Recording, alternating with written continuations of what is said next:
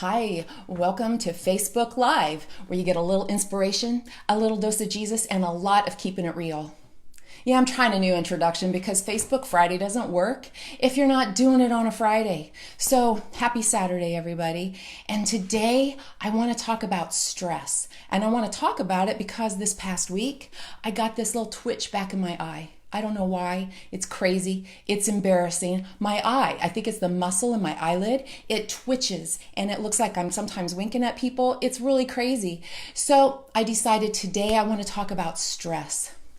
And it reminded me of about a year ago, I read a book by J.D. Roth. He was the creator of The Biggest Loser. Now, I don't really agree with The Biggest Loser show. We used to love to watch it because it was just kind of crazy and just crazy.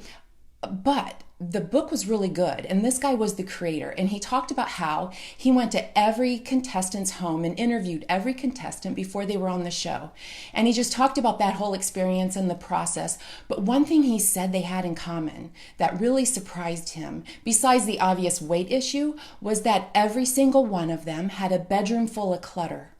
And he concluded after doing all of the interviews that the commonality was that their lives just slowly became unmanageable, that they just had so much stress and it became unmanageable and then created a weight problem.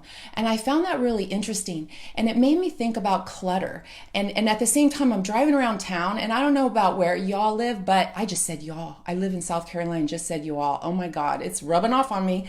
Anyway, you can't drive for 2 blocks without coming across a storage facility, right? So we have big houses and we have way too much stuff. We have to rent a place to store more stuff.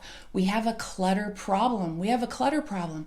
So it got me thinking, is there a connection between clutter and weight? And then I got to thinking, you know what? We don't have just a clutter problem of stuff in our house. We have a clutter problem of time. Our schedules are more packed than ever.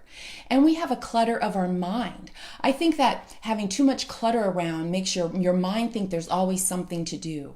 And when your schedule is just jam-packed, you don't have time to do anything else. And it's time that we have to clear the clutter in all the areas if we truly are going to live the life we are meant to live.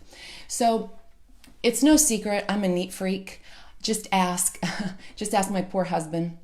Luckily, he's a bit of a neat freak too. But Marie Kondo on Netflix, she set across the whole country a clutter clearing movement, right? But her message is good. It's crisp, it's clear, if you don't like it, it doesn't spark joy, you set it free, you let it go.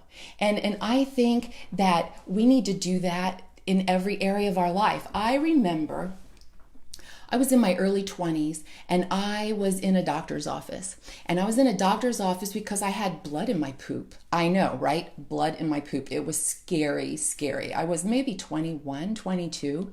And I'll never forget when the doctor, after several unpleasant tests, if you know what I mean, the doctor explained to me that he explained what it was, and it was ulcers developed in my colon causing blood to show up when I pooped. And he asked me a weird question. He said, "Do you have dirty dishes in your sink?" And I thought, what the heck does that have to do with what's going on in my toilet?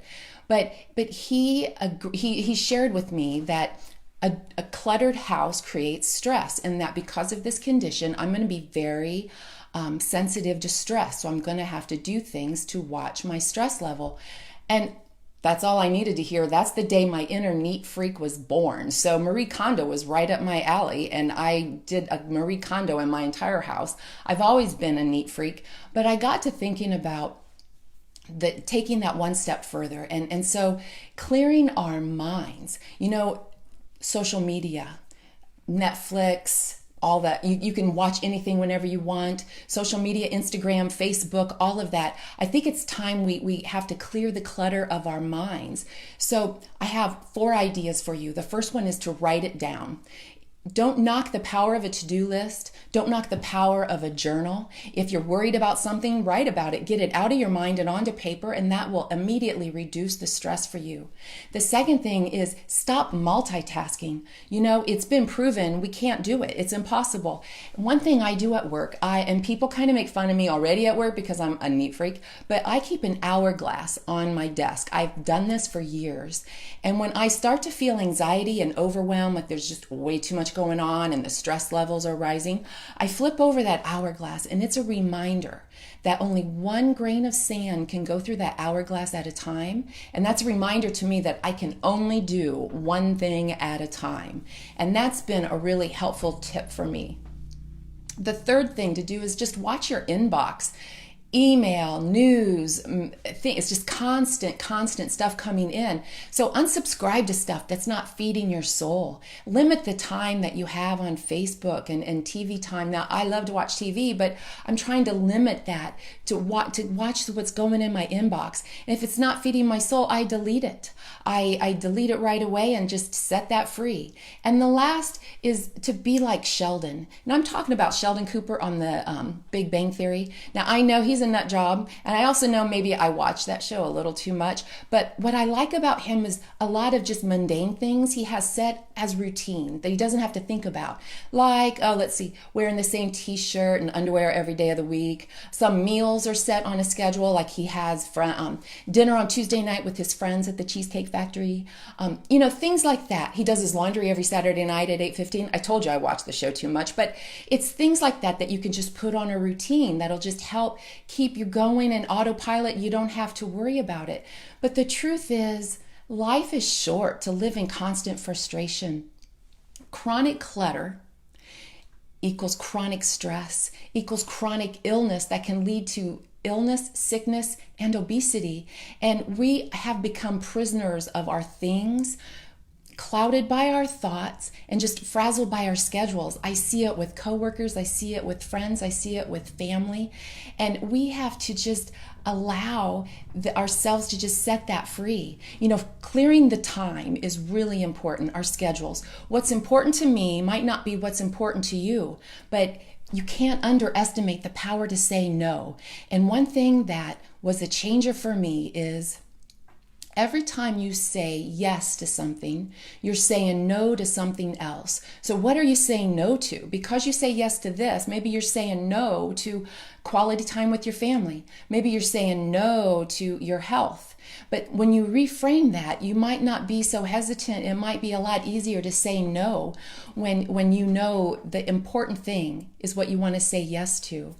And that's just what I wanted to talk about, because life is too short, and we have to really take control of this, because if we don't clear this clutter, we're just going to live this frazzled life, and it's time that we just take hold of that and let go of the stress. It's time. So that's what I wanted to talk about, and I hope that you all have a good weekend, and I thank you, and God bless.